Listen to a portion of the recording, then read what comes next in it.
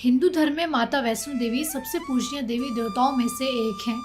वह देवी दुर्गा का अवतार मानी जाती हैं और त्रिदेवी यानी लक्ष्मी, सरस्वती और पार्वती का स्वरूप भी हैं। माता वैष्णो देवी की यात्रा भारत में सबसे लोकप्रिय तीर्थों में से एक है। माता वैष्णो देवी की यात्रा 13.5 किलोमीटर की कठिन चढ़ाई है। यात्रा कटरा से शुरू होती है और भवन तक जाती है, जहां माता वैष्णो देवी की गुफा स्थित है। यात्रा के दौरान श्रद्धालु कई पवित्र स्थानों पर रुकते हैं, जैसे कि अर्धकुमारी, पंचतरणी और भवानी माता।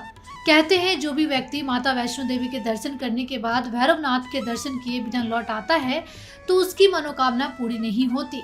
लेकिन क्या आप जानते हैं कि देवी वैष्णो ने ही भैरवनाथ का वध किया था?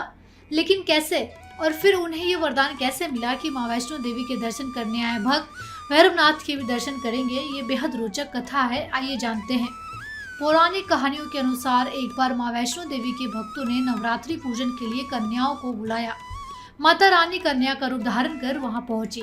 माँ ने श्रीधर पंडित से गांव के सभी लोगों को भंडारे में आमंत्रित करने के लिए कहा। तब वैष्णो देवी ने सभी को भोजन परोसना शुरू किया। भोजन परोसते समय कन्या भैरवनाथ के पास चली गई।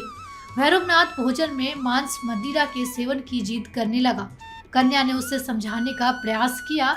भैरवनाथ क्रोधित हुआ और वो कन्या को बंदी बनाना चाहता था। भैरवनाथ जैसे ही ये प्रयास करता, उससे पहले ही वायु रूपी माता त्रिकुटा पर्वत की ओर उड़ चली।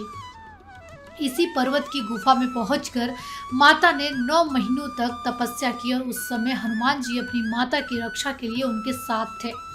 भैरवनाथ भी उनका पीछा करते करते गुफा में पहुंच गया।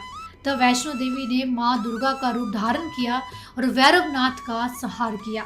वध के बाद भैरवनाथ को अपनी गलती का एहसास हुआ और उनसे क्षमा मांगी। माता ने न सिर्फ उसे क्षमा किया बल्कि वरदान देते हुए कहा कि जो भी श्रद्धालु माता के दर्शन के लिए आएंगे उनकी यात्रा भैरव के दर्शन के बिना पूरी नहीं होगी। तभी से उस स्थान पर भैरवनाथ का मंदिर स्थापित हुआ।